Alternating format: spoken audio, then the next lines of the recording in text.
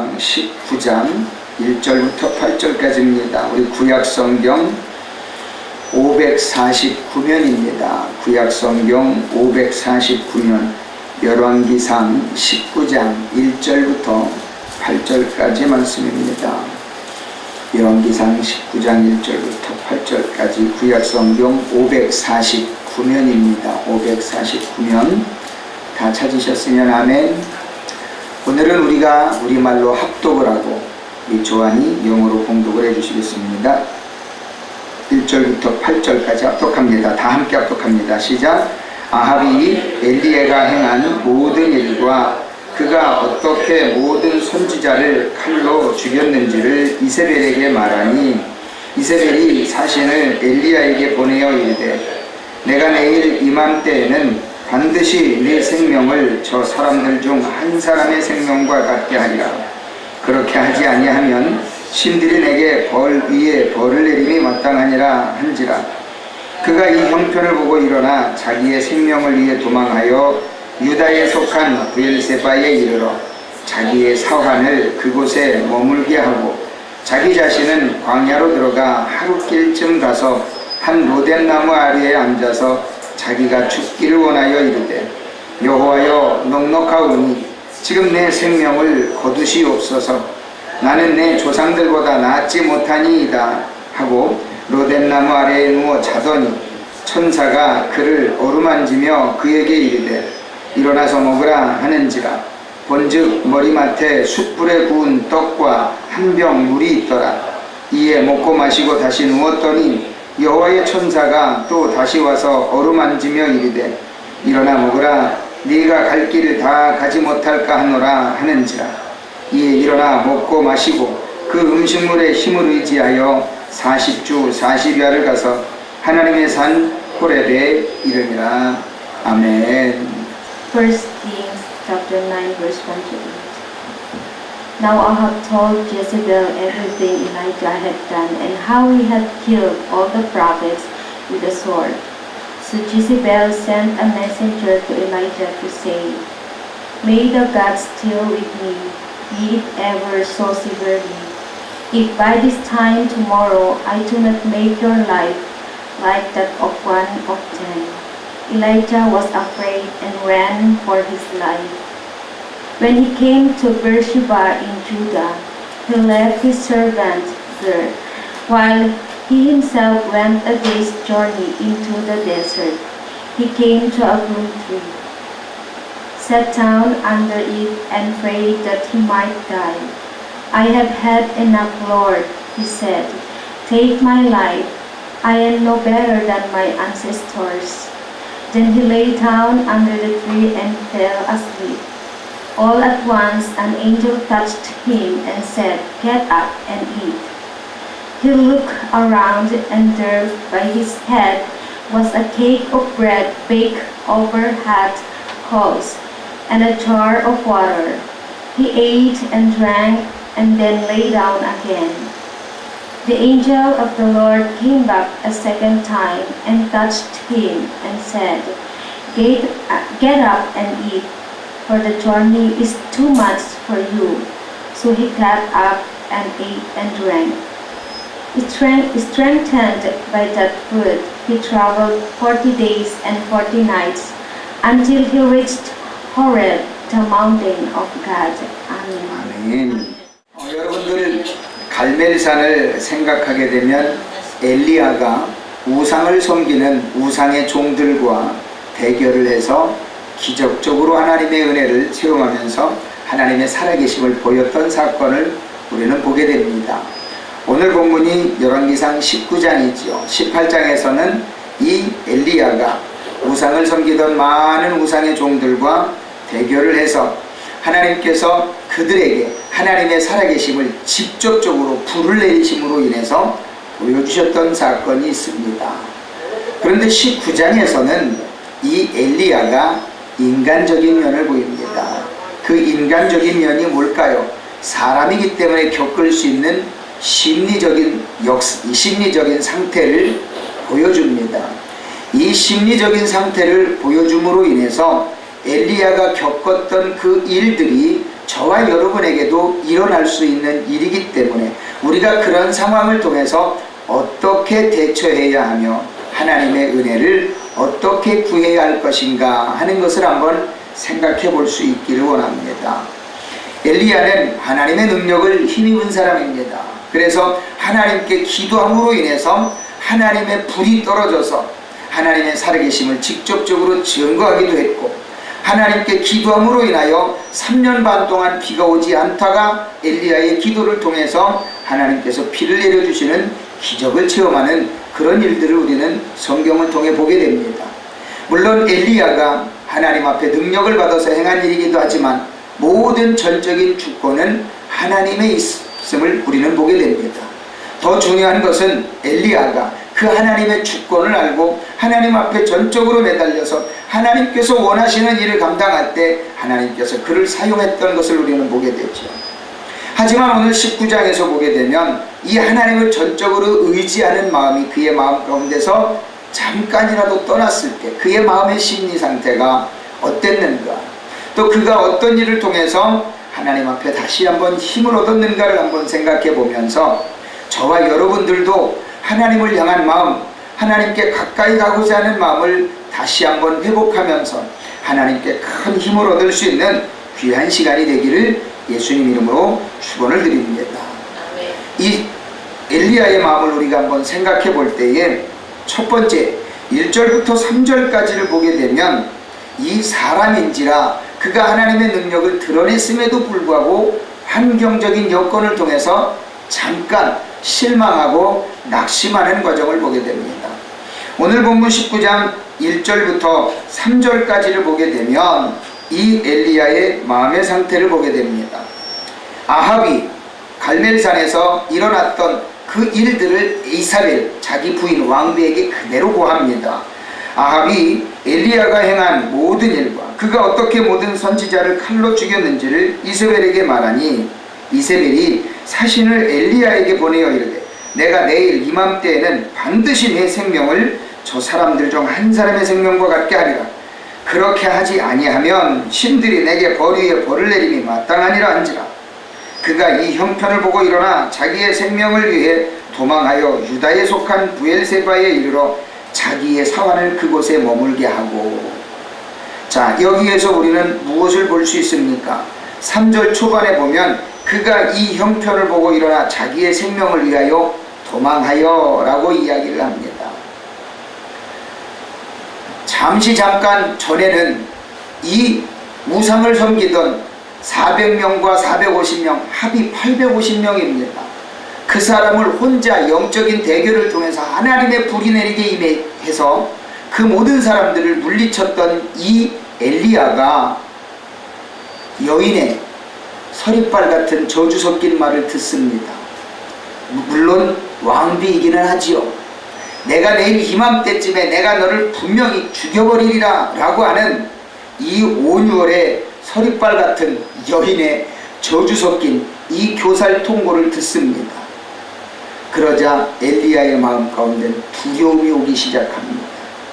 죽음에 대한 두려움이 그를 너무나도 강하게 짓눌러 버렸습니다. 그러자 이 엘리야는 도망을 가버립니다. 그 도망가는 모습이 어땠을까요? 그의 마음 가운데는 두려움이 가득 찼었죠. 우리 마음 가운데 행여나 이런 마음이 들어오면 안 된다는 것을 여러분들이 한번 기억해 보시길 바랍니다. 시편 146편 3절과 5절에서는요, 우리가 인생을 살아가는 과정에 있어서 우리가 두려워하는 마음을 갖지 말아야 할 것에 대해서 이야기해 주는 부분이 있습니다. 시편 146편 3절부터 5절까지는 개역 성경에서는 방백들이라고 이야기를 합니다만 개역 개정에서는 귀인들, 즉 돈이 많거나 부자이거나 권세가 많은 사람들을 통틀어서 이야기를 할 때 귀인들을 이야기를 합니다. 시편 146편 3절부터 5절까지는 이렇게 이야기합니다. 귀인들을 의지하지 말며 도울 힘이 없는 인생도 의지하지 말지니 그의 호흡이 끊어지면 흙으로 돌아가서 그날에 그의 생각에 소멸하리로다. 야곱의 하나님을 자기의 도움으로 삼으며 여호와 자기 하나님에게로 자기의 소망을 두는 자는 복이 있도다. 아멘. 사랑하는 성도들이여, 여러분들이 과연 누구를 의지합니까? 여러분들은 그런 일이 없었으니까 자신 있게 말씀드립니다만, 세상에 많은 사람들은 거시기를 보러 갑니다. 거시기가 뭔지 아십니까? 거시기를 보러 가면, 어디 가면 몇 날 며칠 어느 방향으로 가면 귀인들을 만난대요. 그러면서 앞날을 예견해 줍니다. 여러분 절대 그런 사람들 찾아가지 마시기 바랍니다. 거시기 찾아가는 사람들은 거시기한테 붙잡혀 갈라니까 절대 그런 거 찾아가지 마시기 바랍니다. 사랑하는 성도들이여, 여러분의 마음 가운데 누구를 의지하려 하느냐에 따라서 여러분의 인생이 달라지는 겁니다. 여러분들이 헛된 것들을 찾아다니면 헛된 거에 여러분의 마음을 빼앗길 수밖에 없습니다. 그러나 그런 거에 마음 빼앗기지 않고 오직 하나님을 의지하게 되면, 하나님께 복을 받으면 복을 받게 될 것을 이 시편 기자가 이야기를 합니다. 이 시편 기자가 얼마나 하나님의 은혜를 힘입었으면 귀인들을 의지하지 말래요.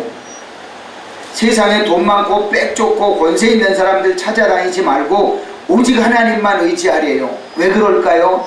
하나님께서만이 저와 여러분들을 도울 뿐이기 때문에. 아무리 귀인들이라 할지라도 그들이 죽고 나면 아무런 소용이 없다라고 하는 겁니다. 더 단도직입적으로 말씀드리면요, 여러분들 부모님을 의지해서 될 것 같아요? 부모님들이 연세 많아가지고 세상 떠나고 나면 여러분들 부모님이 여러분들의 인생을 책임져 줍니까? 돈 많은 형제들이 여러분들의 인생을 책임져 줄 것 같습니까? 절대 그럴 수 없습니다. 아무리 목숨을 내놓을 것 같은 친구라 할지라도 그 친구가 여러분의 인생을 책임져 줄 것 같습니까? 절대 그럴 수 없습니다. 오직 하나님만 여러분을 책임져 준다는 사실을 믿으시기를 바랍니다. 아무리 중마고 그냥 내 피를 나눌 것 같은 의형제라 할지라도요, 절대 내 인생을 책임져 주지 않습니다. 사랑하는 성도들이요, 하나님만 의지하고 나아갈 때에 하나님께서는 우리에게 놀라운 은혜를 베풀어 주신다는 사실을 믿으시기를 바랍니다. 우리가 이런 어려운 일을 당할 때마다 해야 할 일이 뭘까요? 베드로전서 5장에서는요, 우리가 인생을 살아가는 동안에 믿음의 사람이라 할지라도 이런 어려움을 당할 때가 오게 될 거다라고 사도 베드로는 이야기를 합니다. 그럴 때 우리는 어떻게 될까요? 베드로전서 5장 7절부터 9절까지는 이렇게 이야기를 합니다. 성경 빨리 찾으실 수 있는 분들은 한번 찾아보세요. 제가 하나님의 말씀을 매번 제시할 때마다 여러분들이 성경을 일일이 찾으셔도 괜찮아요. 얼마든지 기다려 드릴 테니까 여러분들은 꼭 찾으시면서 한번 확인해 보는 습관을 하시기 바랍니다. 어떤 분들은 말씀 전하다 성경 찾으면 집중 안 된다고 찾지 말라고 그러는데요, 저는 괜찮아요. 꼭 찾으셔서 확인하시기 바랍니다. 왜냐하면 여러분들이 말씀을 하나하나 찾으면서 확인을 하게 되면 이것이 여러분들에게는 영적인 재산이 됩니다. 영적인 재산이 되어서 여러분들이 어떤 어려움을 당할 때 여러분들이 어떤 말씀으로 힘을 얻을까, 여러분들이 생각해 볼 때 이 말씀들이 생각난다라는 겁니다.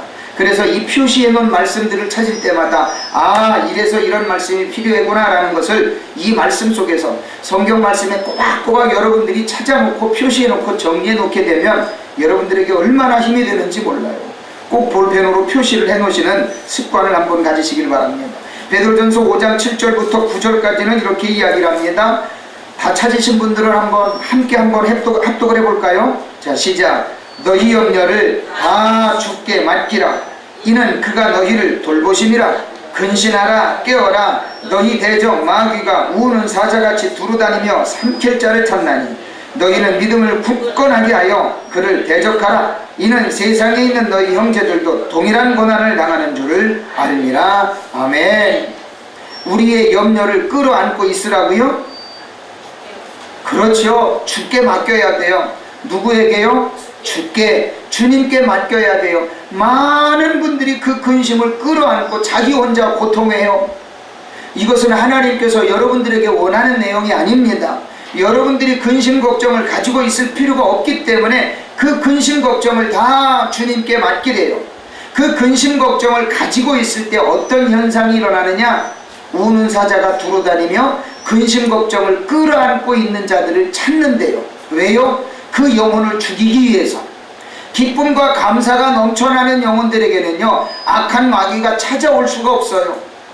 그러나 근심 걱정을 끌어안고 있는 자들에게는 악한 마귀가 찾아와서 우는 사자같이 그들을 삼키려고 달려든다는 거예요. 왜요? 근심 걱정을 가지고 있는 자들은 넘어뜨리기가 가장 쉬워요. 기쁨과 감사가 넘쳐나는 성도들에게는 악한 마귀가 찾아와 봐야 어떤 공격할 빌미가 없습니다. 그러나 근심 걱정이 가득 차 있는 가슴 속에는 악한 마귀가 찾아와서 그것을 공격할 수 있기가 가장 좋다라고 하는 겁니다. 그렇기 때문에 우리는 그럴 때 어떻게 해야 돼요? 악한 마귀를 대적하라는 겁니다. 그 악한 마귀를 대적해야만 우리는 그 모든 것들을 이겨나갈 수가 있다고 하는 겁니다. 바로 우리 믿음의 선배들이 그렇게 했다라고 이야기를 합니다. 말씀드렸던 베드로전서 5장 8절과 9절에는 말씀합니다. 근신하라 깨어라 너희 대적 마귀가 우는 사자같이 두루다니며 삼킬 자를 찾나니 너희는 믿음을 굳건하게 하여 그를 대적하라. 이는 세상에 있는 너희 형제들도 동일한 고난을 당하는 줄을 알미라 라고 말씀합니다. 여러분들이 대적하지 않으면 그 대적에게 여러분들은 먹힙니다. 투기 종목을 하는 선수들에게 가장 큰 교훈이 있습니다. 최선의 방어가 뭔지 아십니까? 공격입니다. 자기가 방어를 최대한으로 하기 위해서는 최선의 공격을 해야 됩니다. 그래야 공격의 횟수를 덜 당합니다. 내가 어떻게 해서든지 안 맞으려고 방어만 하게 되면 어떻게 하는 줄 아세요? 계속 두들겨 맞습니다. 내가 방어를 하기 위해서는 최선을 다해서 공격해야 합니다. 마귀에게도 이것이 똑같이 적용됩니다. 내가 어떻게 해서든지 방어하려고 하면 악한 마귀는 어떻게 해서든지 나의 약점을 찾아냅니다. 때문에 사랑하는 성도들이요, 악한 마귀에게 지지 않으려면 이 가슴 속에 기쁨과 감사로 가득 채워서 악한 마귀를 대적하십시오. 그래야 여러분들이 승리할 수 있다는 사실을 믿으시길 바랍니다. 이 가슴 속에 있는 두려움, 근심, 걱정은 나를 죽이는 너무나도 정확한 무기라는 겁니다. 나 스스로를 무너뜨리는 너무나도 비참한 상황이라는 사실을 깨달아 하시고 실망하지 마십시오. 두려워하지 마십시오. 하나님을 믿고 전적으로 그분 앞에 나아갈 때에 저와 여러분들은 분명히 승리할 수 있다는 사실을 믿으시길 바랍니다. 나는 아마 안 될 거야, 나는 아마 안 될 거야 라고 하는 생각, 그 스스로를 비하하는 그 생각이 얼마나 자기 자신을 처절하게 망가뜨리는지 아십니까? 힘과 용기를 얻으시기를 예수 그리스도의 이름으로 축원을 드립니다. 두 번째 엘리야의 모습은 어떤 모습이었었냐면 절망에 빠져버렸습니다. 4절 초반에 보게 되면 이렇게 이야기를 합니다. 자기 자신은 광야로 돌아가 하룻길쯤 가서 한 로뎀나무 아래 앉아서 자기가 죽기를 원하여 이르되 라고 이야기를 합니다. 죽고 싶은 마음이 가슴속에 생기기 시작합니다. 하나님, 차라리 내가 이세벨에게 죽느니 내가 하나님께 죽겠습니다. 내가 차라리 자존심 상하게 여자에게 죽느니 차라리 하나님 나를 죽여주시면 어떻겠습니까? 어떻게 보면 당연한 것 같지요. 하나님, 죽는 순간이라도 내 자존심 좀 지켜주면 얼마나 좋겠습니까? 라고 기도하는 거 당연한 것 같아요. 하지만 사랑하는 성도들이요, 착각하지 마십시오. 하나님은 여러분을 그렇게 놔둘 뿐이 절대 아니라는 겁니다. 하나님은 여러분을 너무너무 사랑하셔서요, 여러분들이 비참하게 멸망당하는 것, 여러분들이 처참하게 죽는 것 하나님은 결코 원치 않아요.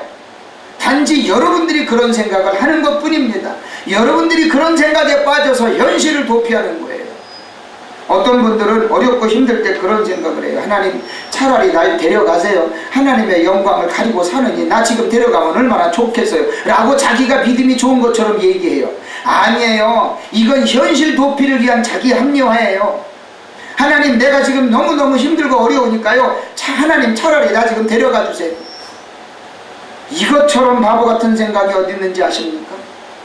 이것처럼 믿음이 연약한 생각 없는 거예요. 자기 자신은 믿음이 좋아서 나 차라리 지금 천국 갈래요 이야기하지만요, 아니에요. 여러분들이 이 환경을 이겨내야만 그것이 하나님의 영광이고, 여러분들이 이 환경을 이겨내야만 하나님께서 하시고자 하는 일을 위해 여러분들이 쓰임받을 수 있는 기적의 주인공이 된다는 거예요.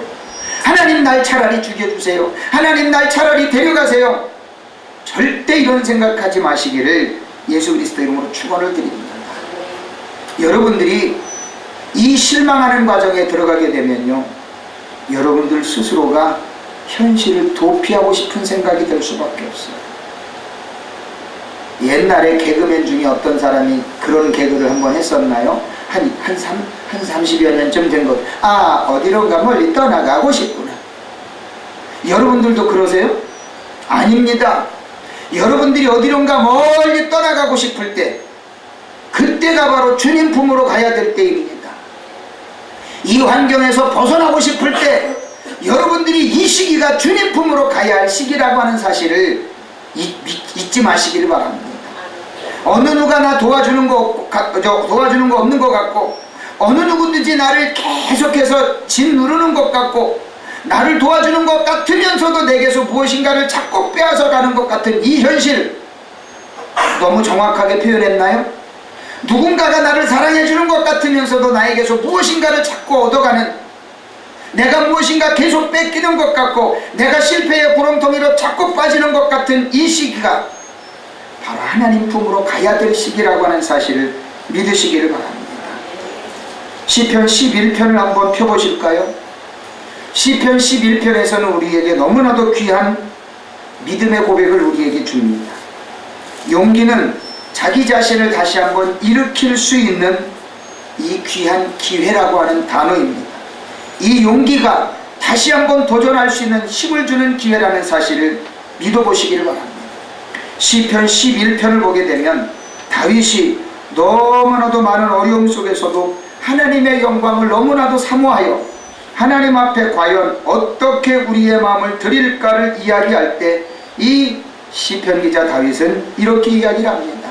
시편 11편을 우리 한번 천천히 한번 합독해 보기를 바랍니다. 시작. 내가 여호와께 피하였거늘 너희가 내 영혼에게 새같이 네 산으로 도망하라 하면 어찌함인가. 악인이 활을 당기고 화살을 시위에 먹이며 마음이 바른 자를 어두운 데서 쏘리하는도다. 터가 무너지면 의인이 무엇을 하랴. 여호와께서는 그의 성전에 계시고 여호와의 보좌는 하늘에 있으며 그의 눈이 인생을 통촉하시고 그의 안목이 그들을 감찰하시도다. 여호와는 의인을 감찰하시고 악인과 폭력을 좋아하는 자를 마음에 미워하시는도다. 악인에게 그물을 던지시리니 불과 유황과 태우는 바람이 그들의 잔에 소득이 되리로다. 여호와는 의로우사 의로운 일을 좋아하시나니 정직한 자는 그의 얼굴을 배우리로다. 아멘. 사랑하는 성도들이여, 여러분들이 때로는 손해보는 것 같고 내가 정직하게 살았기 때문에 남들에게 피해를 보는 것 같고 내가 하나님만 의지했기 때문에 세상 사람들에게 왕따 당하는 것 같은 그런 불편한 마음이 있을지라도 여러분 하나님을 끝까지 의지하십시오. 그것이 저와 여러분이 하나님 앞에 정직한 마음의 표현을 드리는 것이기 때문에 하나님께 끝까지 사랑받을 수 있는 방법이요, 하나님께서 저와 여러분을 끝까지 놓치지 않을 수 있는 귀한 믿음의 근거라는 사실을 믿으시길 바랍니다. 저와 여러분들이 그 굳건한 마음을 가질 때 하나님은 결단코 저와 여러분을 놓치지 않습니다. 더더욱이나 버리지도 않습니다. 때문에 사랑하는 성도들이여, 하나님을 끝까지 의지하시고 하나님께서 나를 통해 하실 일이 과연 무엇인가를 꿈꾸면서 절대적으로 절망에 빠지지 말고 하나님 앞에 나아가시기를 예수 그리스도의 이름으로 축원해 드립니다. 우리가 한번 세 번째 생각해 볼 수 있는 것이 있습니다. 세 번째는 뭐냐면, 두 번째는 절망에 빠져 있다가 이것이 더해지면 어떻게 됩니까? 인간의 연약함을 드러냅니다. 4절 후반에는, 오늘 본문 4절 후반에는 이렇게 이야기하죠. 여호와여 넉넉하오니 지금 내 생명을 거두시옵소서. 나는 내 조상들보다 낫지 못하나이다. 이제는 남들과 비교해 봄으로 인해서 내가 연약하다라는 걸 자기 스스로 합리화시켜 버립니다. 무슨 얘기입니까? 하나님, 왜 나는 남들보다 왜 요 모양 요 꼴이 되죠? 남들은 저렇게 했는데 왜 나는 이렇죠? 우리 믿음의 조상들은 이렇게 능력을 드러냈는데 왜 나는 꼭 이래야 되죠? 나는 신앙생활하면서 다른 분들은 이렇게 응답도 잘 받는데 왜 나는 이 모양이지요? 이런 비교의식 속에 자기 스스로가 빠져버리게 되면요, 자기 자신이 얼마나 비참해집니까? 자기 자신이 얼마나 연약하다는 것이 자꾸 눈에 보입니까? 여러분, 이런 연약함에 빠지지 마시기 바랍니다. 남과 나를 비교하게 되면요, 내 스스로가 얼마나 비참해지는지 몰라요. 자녀들한테 교훈을 할 때도요, 가장 자녀들이 듣기 싫어하는 소리가 뭔지 압니까? 다른 친구들은 잘하는데 너는 왜 그러냐? 이 자녀들이 이 얘기 들으면요, 얼마나 비참해지는지 아세요? 어느 누구나 다 똑같이 그랬던 것처럼 저도 어렸을 때 그런 얘기 자주 들었거든요. 그럴 때마다 내 부모지만 왜 그렇게 밉든가요? 여러분들은 그런 거 못 느끼셨어요? 여러분들이 당한 것 자녀들한테 그렇게 해보세요. 자녀들 마음 얼마나 상하는지 몰라요. 내가 아무리 잘못했어도 남들과 나를 비교하면 내 마음에 그것이 얼마나 큰 상처가 됩니까? 엘리야가 그랬어요. 엘리야가 하나님, 자기 자신이 낮아지기 시작하니까 하나님, 이제는 내가 죽어도 한이 없어요. 이제는 부족한 것 없어요. 차라리 지금 나를 죽여주세요. 왜냐하면 조상들보다 내가 나은 게 없잖아요. 남들보다 내가 잘한 게 없잖아요 라고 생각하면서 자기 스스로를 비하하면서 자기의 처지를 그만큼 자기 스스로가 낮춰요. 이런 마음의 상태가 여러분들에게 행여나 올 때가 있습니까? 절대 그런 생각에 빠지지 마시길 바랍니다. 왜냐하면 하나님은 그거를 너무너무 마음 아파하셔요. 여러분들이 그런 생각할 때 하나님은 너무나도 마음 아파하신다는 겁니다. 그런데 이런 마음의 상태를 보여주는 성경의 한 구절이 있습니다. 바로 구약 성경에 보면 요나서라고 하는 말씀이 있지요. 찾으실 수 있는 분들은 찾으시지만 제가 읽어드릴 테니까 한번 들어보시기 바랍니다. 요나서는 어떤 내용입니까? 하나님께서 가장 이스라엘 백성들이 미워하는 니느웨라고 하는 성에게 멸망을 선포하게 하십니다. 그래서 회개를 촉구하게 하죠. 요나는 가기 싫지만 도망갔다가 하나님께 붙잡혀 와가지고 어쩔 수 없이 갑니다. 하나님께 회개하고 갑니다. 근데 그 니느웨 성이 어떻게 됐습니까? 아이고, 말 그대로 진짜로 회개했네요. 하나님이 은혜를 주셔서. 그러니까 이 요나가, 아니 우리가 그토록 미워하고 저주하는 저 백성들이 하나님께 회개를 받고 은혜를 입었네요. 그러니까 하나님이 하라고 해서 했는데 하나님의 뜻이 이루어지고 하나님의 역사가 이루어지니까 그 마음에 어떻게 해요? 섭섭한 마음이 생기는 거예요. 우리가 가장 싫어하는 저 민족이 하나님의 은혜를 받은 거예요. 그러니까 이 마음이 불편한 거예요. 속상한 거예요. 그래갖고 요나서 4장 1절로 3절에서는 어떤 일이 일어납니까? 요나가 매우 싫어하고 성내며 여호와께 기도하여 이르되, 여호와여, 내가 고국에 있을 때에 이러하겠다고 말씀하지 아니하였나이까? 그러므로 내가 빨리 다시스로 도망하였사오니 주께서는 은혜로우시며 자비하시며 노하기를 더디하시며 인애가 크시사 뜻을 돌이켜 재앙을 내리지 아니하시는 하나님이신 줄을 내가 알았음이니이다. 여호와여, 원하건대 이제 내 생명을 거두어 가소서. 사는 것보다 죽는 것이 내게 나음이니이다. 요나가요, 우리와 똑같은 생각을 했네요. 저와 여러분들도 이런 생각을 할 때가 있어요. 요나처럼. 하나님이 정말로 이러실 수가 있어요? 하나님이 내게만 은혜를 주실 줄 알았는데 저 나쁜 놈들에게도 은혜를 주셨는데요. 여러분들이 이런 생각할 때가 있습니까? 나는 정직하게 살았다고 생각하는데 나보다 정직하지 못했던 저놈들에게는 은혜를 주셔서 그렇게 변화를 주시고 하나님 저렇게 잘 살게 해주시는 게 말이 됩니까? 라고 생각할 수 있습니다. 바로 이런 비교의식이 내 마음 가운데 찾아오기 시작하면요, 내가 얼마나 비참해지는지 몰라요. 내가 얼마나 연약해지는지 몰라요. 하나님 저 사람에게는 은혜를 주시고 나는 왜 안 주십니까? 라고 하는 이 섭섭이가 마음에 들어오기 시작하면요, 여러분이 얼마나 스스로 비참해지는지 몰라요. 사랑하는 성도들이요, 여러분 스스로를 주님 앞에 귀하게 여기시길 바랍니다. 여러분 스스로가 하나님 앞에 얼마나 귀한 존재인지를 여러분 스스로가 깨달아 알고 하나님 앞에 나아가시기 바랍니다. 하나님, 내가 주님께 이만큼 사랑받고 있네요. 내가 하나님 앞에 이렇게 귀한 존재였네요. 저와 여러분들이 늘 고백하면서 주님 앞에 나아가셔서 그 믿음을 회복하고 하나님의 사랑을 회복하시길 바랍니다. 그 사랑을 회복하기를 원하는 분들은 시편 103편을 한번 보시길 바랍니다. 시편 103편에서는요, 저와 여러분들이 하나님 앞에 얼마나 아름다운 사랑을 받았는가를 깨달아 알 수가 있습니다. 시편 103편 1절부터 5절까지를 보게 되면요, 다윗이 자기가 여태까지 하나님께 받았던 그 사랑이 얼마나 크고 감사한지를 아름답게 표현하는 대목을 봅니다. 시편 103편 1절부터 5절까지를 찾으신 분들 함께 천천히 한번 합독해 봅니다. 시작. 내 영혼아 여호와를 송축하라. 내 속에 있는 것들아 다 그의 거룩한 이름을 송축하라. 내 영혼아 여호와를 송축하며 그의 모든 은택을 잊지 말지어다. 그가 내 모든 죄악을 사하시며 내 모든 병을 고치시며 내 생명을 파멸해서 속량하시고 인자와 긍휼로 관을 씌우시며 좋은 곳으로 내 소원을 만족하게 하사 네 청춘을 독수리같이 새롭게 하시는도다. 아멘. 다윗은 이야기합니다. 내 영혼아 여호와를 송축하라. 내 속에 있는 것들아 다 그 여호와의 이름을 송축하라. 여기다 내에다가 자기의 이름을 한번 넣어보세요. 자기의 이름을 넣어서 유자야 여호와를 송축하라. 마리아야 내 속에 있는 모든 것들아 여호와를 송축하라. 자기 이름을 한번 넣어서 한번 해보세요. 1절만 한번 해봅니다. 시작. 후가나 여호와를 송축하라. 내 속에 있는 것들아 다 그의 거룩한 이름을 송축하라. 아멘. 자기 이름을 넣어보셨어요?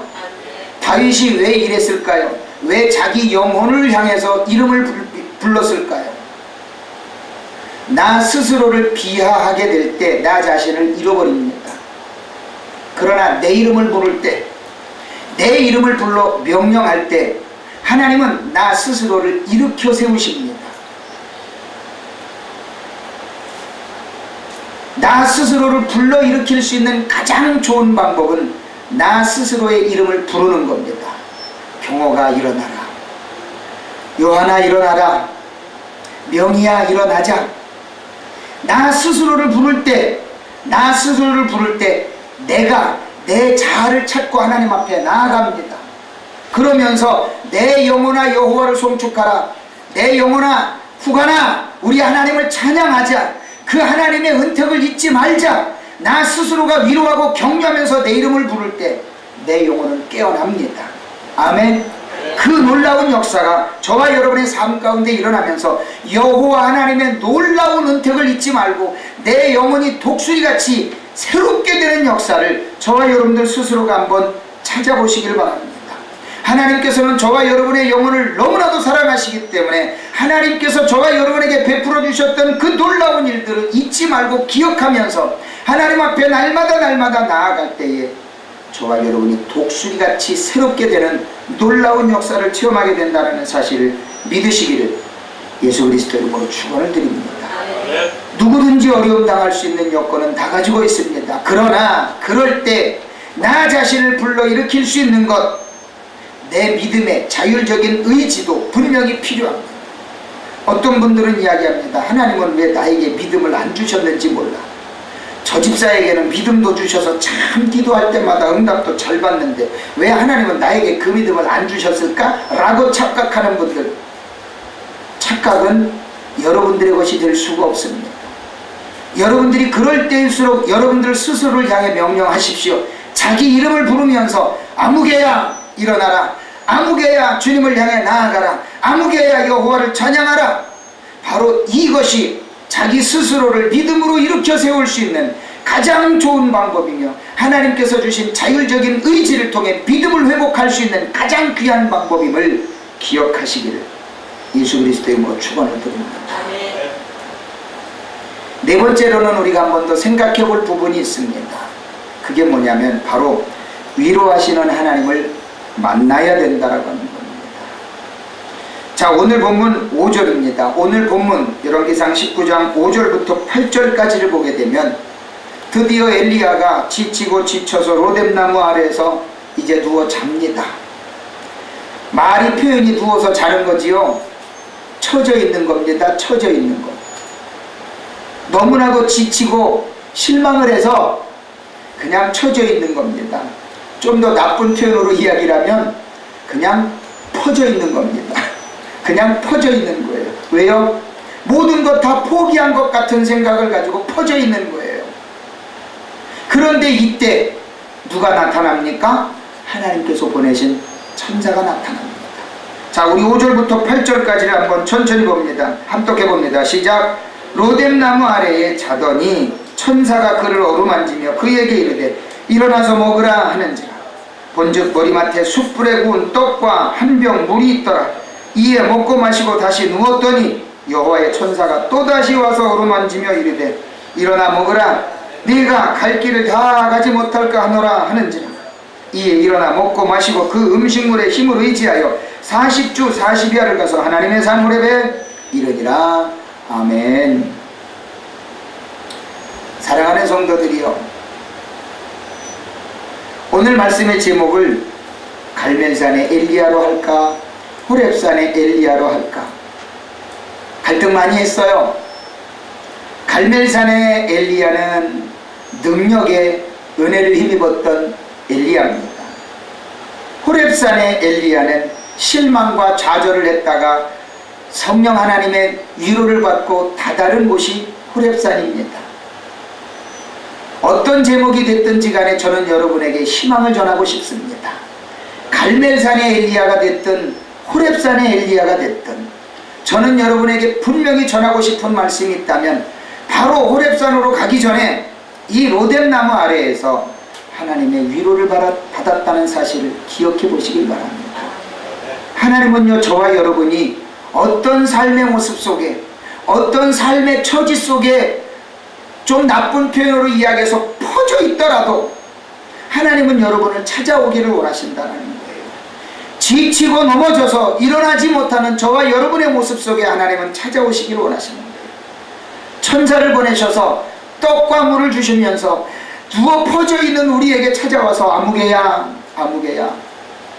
우리가 성경에서는 이야기하기를 그냥 만졌다라고 이야기하죠. 어루만졌다라고 이야기하죠. 성경에서는 touch, 만졌다라고 이야기를 합니다.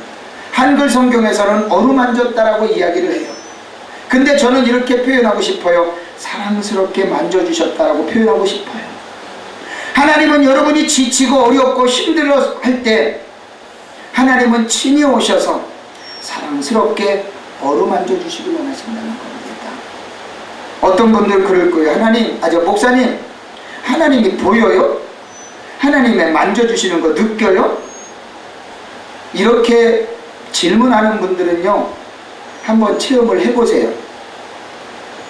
하나님이 살아계신가, 눈에 보이시는가, 여러분들이 한번 체험을 해보시라니까요.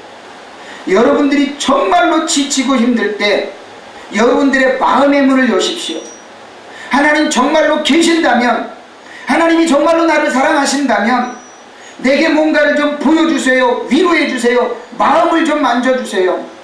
여러분들이 정말로 죽고 싶을 때에, 무언가를 도저히 할 수 없을 때에 이 엘리야가 로뎀나무 아래에서 정말로 아무것도 하지 못해서 퍼져 있는 것처럼 퍼져 있을 때 여러분의 마음의 문을 열고 주님께 여러분의 마음을 드리세요. 그럴 때 하나님은 여러분을 정말로 찾아오십니다. 그러면 어떤 분들은 왜 그럼 하나님은 힘들 때만 찾아오고 기쁠 때 즐거울 때는 안 찾아오세요? 그것도 주님께 물어봐요. 왜 그때는 안 찾아오셨는가? 제가 오늘 드리고 싶은 말씀은 여러분들이 정말로 낙심하고 절망하고 좌절해서 하나님이 세상에 없을 것 같은 그런 낙심하는 마음 가운데 있을 때 하나님이 여러분을 만나주시는 그 부분을 강조하고 싶어서 드리는 말씀입니다. 여러분 얼마나 아픕니까? 얼마나 힘듭니까? 얼마나 외롭습니까? 얼마나 이 세상을 버리고 싶은 마음이 간절해서 죽고 싶은 마음이 있을 때 하나님이 위로해 주시는 것 한번 체험해 보고 싶지 않습니까? 하나님이 여러분을 얼마나 사랑하시기에, 하나님이 여러분을 얼마나 사랑하시기에 만져주고 싶어 하는지를 여러분들 스스로 한번 체험해 보시기 바랍니다. 고린도후서 1장 3절부터 7절까지는 제가 말씀드립니다. 찬송하리로다. 그는 우리 주 예수 그리스도의 하나님이시요 자비의 아버지시요 모든 위로의 하나님이시며 우리의 모든 환난 중에서 우리를 위로하사 우리로 하여금 하나님께 받는 위로로서 모든 환난 중에 있는 자들을 능히 위로하게 하시는 이시로다. 그리스도의 고난이 우리에게 넘치는 것 같이 우리가 받는 위로도 그리스도로 말미암아 넘치는도다. 우리가 환난 당하는 것도 너희가 위로와 구원을 받게 하려는 것이요 우리가 위로를 받는 것도 너희가 위로를 받게 하려는 것이니 이 위로가 너희 속에 역사하여 우리가 받는 것 같은 고난을 너희도 견디게 하느니라. 너희를 위한 우리의 소망이 견고함은 너희가 고난에 참여하는 자가 된 것 같이 위로에도 그러할 줄을 알미라. 아멘. 사랑하는 성도들이여, 저와 여러분이 얼마나 많은 아픔 가운데 있었습니까? 얼마나 많은 고통 가운데 있었습니까? 얼마나 처절한 좌절 속에 빠져 있었습니까? 그러나 하나님은 여러분을 얼마나 위로하기를 원하시는지, 여러분들이 만나보지 못하면 그 하나님의 마음을 알 수가 없다라고 하는 겁니다. 하나님이 저와 여러분을 얼마나 사랑하시는지, 하나님이 저와 여러분을 얼마나 놓치기 싫어하는지, 그 절망 속에서 빠져서 못 태어날 것 같은 때에도 하나님은 저와 여러분을 결코 놓지 않고서 끝까지 붙잡고 계시는 분이라는 사실을 한번 체험해 보시기를 바랍니다. 하나님, 나는 안 돼요. 나는 못해요. 나는 이제 더 이상 일어설 수가 없어요. 나는 이제 더 이상 무엇인가를 잡을 만한 힘이 없어요. 지푸라기라도 잡을 만한 힘도 없어요 라고 저와 여러분이 절망하고 있을 때 하나님은 저와 여러분을 끝까지 놓치지 않고 잡고 계신다는 사실을 믿으시길 바랍니다. 저와 여러분이 십자가에서 나를 위해 죽어주신 그 예수님을 안다면 하나님이 지금 이 시간에도 나를 끝까지 붙잡고 계시는 것을 분명히 느낄 수가 있다는 거예요. 예수님이 나를 위해 죽어주신 것, 예수님이 나 때문에 십자가에서 그 모진 고난을 당하신 것을 분명히 안다면 내가 하나님 앞에 얼마나 사랑받고 있는 존재인가를 분명히 알 수 있다는 거예요. 그래서 예수님께서는 십자가 사역을 감당하시기 이전에 제자들을 얼마나 사랑하셨는지, 내가 저 제자들을 놓고 가게 되는 저들이 얼마나 실망할까, 그 마음이 주님의 마음 가운데 너무나도 간절했어요. 그래서 요한복음 16장에서는 성령께서 오셔서 너희들을 위로하실 것에 대해서 예수님께서는 너무나도 간곡하게 당부를 하십니다. 그러면서 요한복음 16장 22절로 24절에서는 그 예수님의 구구절절이 간절한 사랑의 마음이 얼마나 아름답게 담겨 있는지 주님께서 이 제자들에게 사랑 어린 말씀으로 당부를 합니다. 요한복음 16장 22절로 24절에 이렇게 이야기를 합니다. 우리가 찾으셨으면 그 예수님의 마음을 한번 생각해 보면서 예수님께서 나에게 하시는 말씀인 걸로 알고 한번 읽어보시기 바라요. 그냥 성경에 기록된 것으로 생각하지 마시고 예수님께서 나를 위해 죽어주시기 이전에 내가 세상 속에서 근심하고 고통하고 괴로워하고 좌절할 거 생각해서 주님께서 우리를 위로하고자 하는 말씀으로 주셨던 이 말씀을 나에게 주시는 것으로 알고 한번 합독해 보시기 바랍니다. 요한복음 16장 22절로 24절 시작. 지금은 너희가 근신하나 내가 다시 너희를 보리니 너희 마음이 기쁠 것이요 너희 기쁨을 빼앗을 자가 없으리라. 그날에는 너희가 아무것도 내게 묻지 아니하리라. 내가 진실로 너희에게 이르노니 너희가 무엇이든지 아버지께 구하는 것을 내 이름으로 주시리라. 지금까지는 너희가 내 이름으로 아무것도 구하지 아니하였으나 구하라. 그리하면 받으리니 너희 기쁨이 충만하리라. 아멘. 예수님이 얼마나 우리를 사랑하셨으면 이 땅에서 근심하고 좌절할 것 같은 나를 위해서 절대로 근심하지 말아라. 너희가 내 이름으로 무엇이든지 구하면 너희가 근심하고 고통하고 좌절하고 괴로워하고 죽을 것 같은 그 고통 속에서도 내 이름으로 가지고 주님 앞에 부르짖어 기도하면 내 이름으로 받게 될 거다라고 하는 소망을 주님께서 주시는 것을 보게 돼요. 여러분들이 지금 닥치고 있는 괴로움이 뭐예요? 여러분들이 지금 현실 속에서 겪고 있는 아픔이 뭡니까? 현실적으로 한번 단도직입적으로 짚어서 얘기해 볼까요? 매달 카드 갚는 날 다가오면 얼마나 괴로워요. 매달 임대료 주는 날 다가오면 얼마나 힘들어요. 매달 월급 날 다가오면 메꿔야 될 게 너무 많아서 얼마나 힘듭니까? 그럴 때마다 저와 여러분들은 뭐라고 할 거예요? 하나님 통장 비었네요. 주님 카드 못 막았네요. 그냥 그걸로 끝날 거예요? 주님, 나를 위해서 준비하신 것이 뭐지요? 주님, 내가 주님을 너무나도 사랑하는데 주님, 나를 위해서 준비하신 건 뭐지요? 한 번쯤 물어보고 싶지 않으세요? 주님, 나를 위해 준비한 선물이 뭡니까? 한 번쯤 기도해보고 싶지 않아요? 예수님이 요한복음 16장 22절로 24절에 말씀하는 게 이거예요. 단순하게 그냥 너희에게 기쁨을 줄게, 이 단순한 고백이 아니라 너가 정말로 나를 믿는다면, 네가 근심 걱정 다 버리고 내게 정말로 내 이름으로 아버지 앞에 구한다면 내가 너에게 기쁨을 줄 건데 그게 뭔지 한번 찾아볼 수 있겠어? 예수님이 내게 원하는 게 그거예요. 주님, 다른 사람의 기도는 응답하면서 왜 내 기도는 안 들어줘요? 그것만 고집하고 주님께 따질 게 아니라 지금 예수님께서 요한복음 16장 22절로 24절에 말씀하고 있는 것, 너에게 줄 기쁨, 주님께서 나에게 줄 그 기쁨, 그게 뭐냐고 주님께 한번 물어보고 싶은 생각은 없냐고요. 너희 기쁨이 충만하리라 라고 말씀하셨는데, 주님 나에게 어떤 기쁨으로 줄 거예요? 지금 당장 필요한 요걸로 채워주실 거예요? 아니면 건강으로 채워주실 거예요? 주님 뭘 주실 거예요? 한번 물어보고 싶은 생각 없냐고요. 너무나 단도직입적으로 정확하게 짚었습니까? 현실적으로 너무나 정확하게 얘기했습니까? 근데 그게 맞는 답이에요. 지금 여러분 지금 당장 돈이 필요하세요? 주님께 달라고 하세요. 지금 인과관계에 많은 상처를 받았습니까? 주님께 해결해 달라고 기도하세요. 주님 내 삶에 형통한 것이 지금 아무것도 없잖아요. 주님께서 내게 기쁨으로 주신다고 말씀하셨으니까 그 기쁨을 이걸로 좀 회복해 주시면 어떻겠습니까? 라고 기도해 보는 건 어떻습니까? 이렇게 주님께 물어보는 건 어떻겠냐고요. 하나님은 여러분을 사랑하십니다. 하나님은 여러분을 위로하기를 원하셔요. 로뎀나무 아래서 절대로 못할 것 같아가지고 퍼져있는 엘리야를 찾아오셔서 천사를 보내셔서 어루만지셨던 그 하나님, 왜 저와 여러분을 위로 안 하시겠냐고요.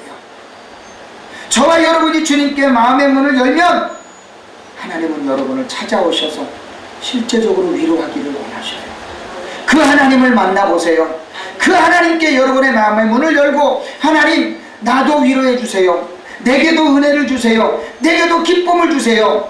기도하는 여러분이 되시기를 예수 그리스도 이름으로 축원해 드립니다. 말씀의 결론을 드립니다.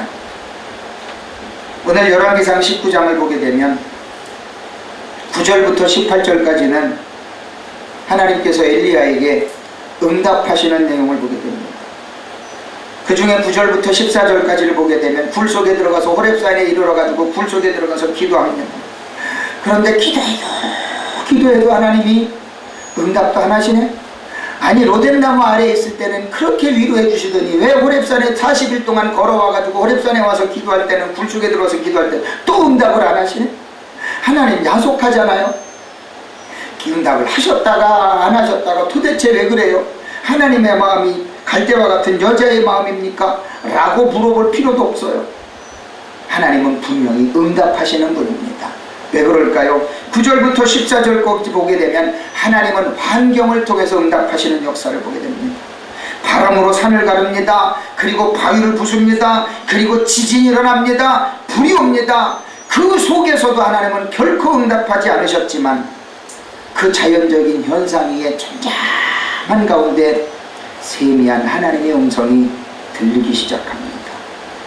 그러면서 15절부터 18절까지는 뭘 이야기를 합니까?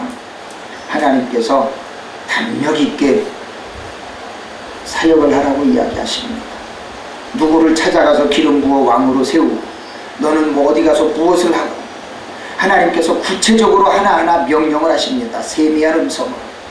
그러면서 가장 중요한 것, 내가 이 세상이 병들고 우상에 가득 찬 것 같아서 아합 왕과 이세벨이 너를 죽이려고 하는 것 같은 그런 처참한 환경이지만 그 속에서도 우상에게 무릎을 꿇지 않는 7,000명을 내가 너를 위해 준비해뒀으니까 실망하지 말고 하나님의 일을 열심히 하거라. 하나님은 엘리야에게 명령하십니다. 여러분, 지금 여러분이 믿음이 떨어지는 것 같고 삶의 환경 속에서 안 되는 일이 너무나도 많은 것 같고 여러분들이 좌절만 할 것 같은 그런 환경이 있을지라도요, 하나님은 저와 여러분을 위해서 분명히 무언가를 준비하셨다라고 하는 거예요. 이럴 때는 아멘 큰 소리를 하면 더 좋아요. 아멘. 하나님 왜 나를 위해서는 아무것도 없어요? 그런 생각하지 마시고요, 나를 위해 분명히 뭔가 준비한 게 있다라는 것을 여러분들 한번 믿고 주님 앞에 한번 나아가 보시면 어떻습니까? 왜요? 하나님은 엘리야를 사랑하신 것처럼 여러분도 똑같이 사랑하십니다.